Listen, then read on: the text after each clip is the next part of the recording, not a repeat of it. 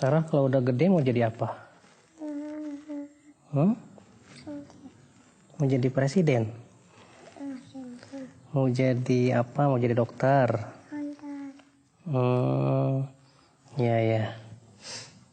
Kita terkadang ikhwatul Islam selalu bertanya kepada anak kita, nanti udah besar jadi apa? Jadi dokter? Jadi insinyur? Jadi presiden? Masya Allah, sebuah cita-cita yang bagus ya. Terkadang memberikan iming-iming kepada anak untuk mengetahui tentang cita-cita tujuan hidupnya itu bagus. Supaya apa? Memberikan motivasi. Bahkan agar ia kelak mempunyai arah di dalam kehidupannya. Tapi seringkali kita lupa untuk mengajarkan anak kita kepada cita-cita yang lebih tinggi dari itu. Yaitu bagaimana cita-cita nanti dalam kehidupan akhirat. Karena cita-cita dalam kehidupan akhirat lebih tinggi daripada cita-cita di dunia. Ibnu Hazm mengatakan, tidak ada cita-cita yang lebih tinggi daripada seseorang ingin masuk ke dalam surga. Sarah mau masuk surga kan ya? Iya. Kenapa? Karena ini sebuah keinginan yang sangat mulia sekali. Ketika kita ajarkan anak untuk supaya ia beriman kepada surga, kepada neraka, beriman kepada Allah tentang kehidupan akhirat, tujuan kita adalah mendidik si anak agar betul-betul memperhatikan tentang nasibnya dalam kehidupan akhirat. Oleh karena itulah, lihat ya para nabi dulu, ia bertanya kepada anaknya, "Ma ta'buduna min ba'di?" Apa yang nanti kamu akan sembah setelahku, nak? Sedangkan kita seringkali bertanya kepada anak, "Ma ta'kuluna min ba'di?" Apa yang akan kamu makan nanti, nak? Para nabi tidak memikirkan masalah rezeki. Karena setiap manusia sudah ditentukan rezekinya masing-masing.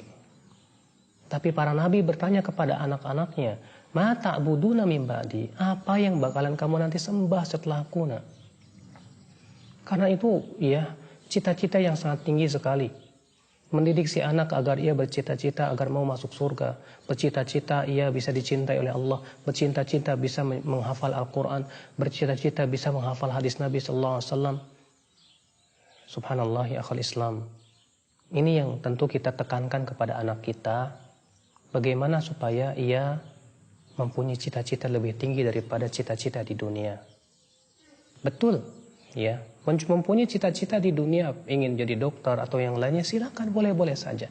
Tapi ketika kita iming-imingi anak kita hanya sebatas dunia, dan dunia, seakan kita memberikan pelajaran kepada anak bahwa dunia itu segala-galanya. Ya, padahal Allah Ta'ala berfirman, "Wabtaghi fima atakallahu daral akhirah, wa la tansa nasibaka minad dunya." Carilah apa yang Allah sediakan untuk kamu dari kehidupan akhirat, tapi jangan kamu lupakan kehidupan duniamu. Allah mengatakan cari akhirat, jangan lupakan dunia. Kalau kita cari dunia, jangan lupakan akhirat, nak. Tentu sebuah pendidikan yang tidak benar. Karena kita lebih mefokuskan dunia dan menjadikan si anak menjadi cinta dunia. Sedangkan Al-Quran menginginkan agar kita mendidik si anak agar ia cinta Allah, cinta Rasulullah, cinta kehidupan akhirat.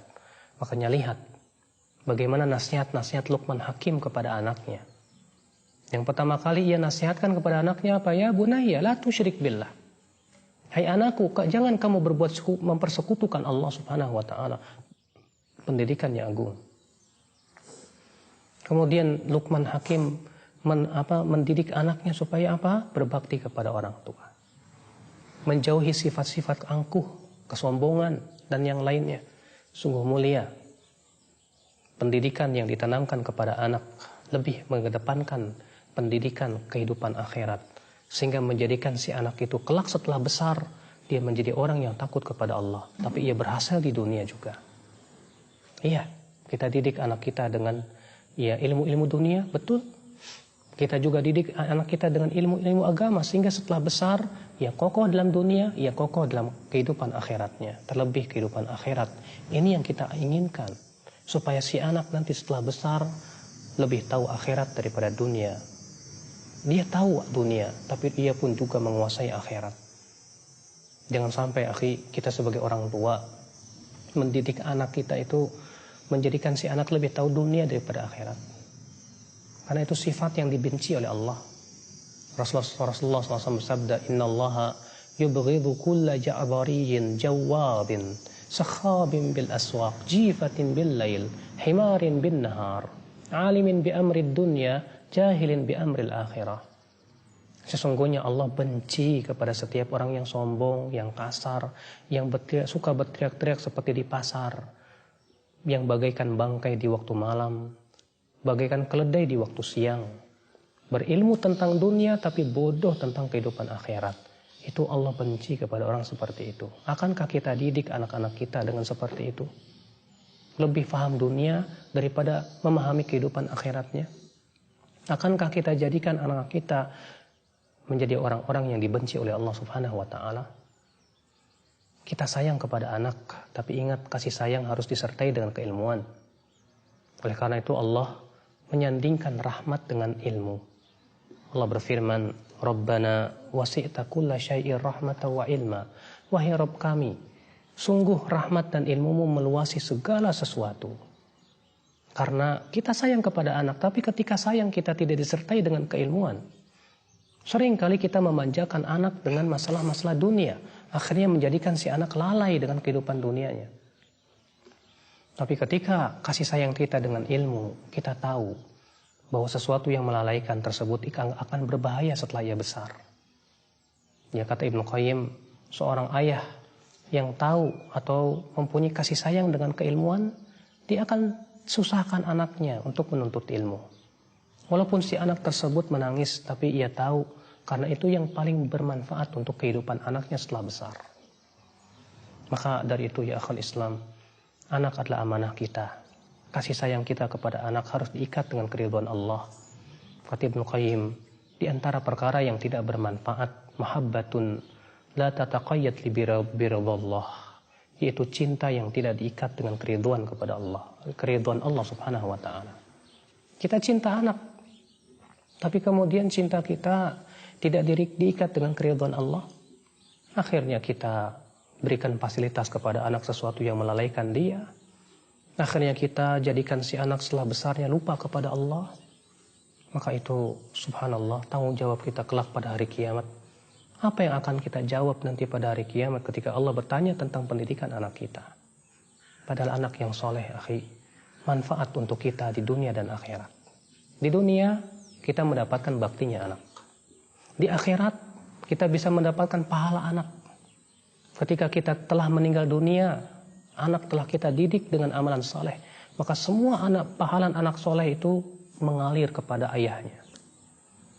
Makanya kata Rasulullah, sab'atun yajri li sahibihi, ada 7 perkara yang pahalanya akan terus mengalir walaupun ia telah meninggal dalam kuburannya. Yang Rasulullah pertama sebutkan apa? Ilmu yang bermanfaat. Kemudian apa? Waladun saleh, anak saleh yang ia didik sehingga ia menjadi saleh setelah besarnya.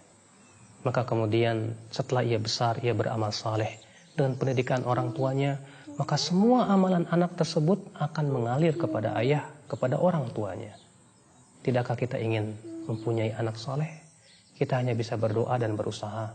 Semoga kita diberikan anak-anak yang saleh, yang kelak pada hari ketika ia sudah besar, ia berbakti kepada orang tua, ia bertakwa kepada Allah, sehingga pada waktu itu ya kita pun bisa mendapatkan pahalanya setelah kita meninggal dunia.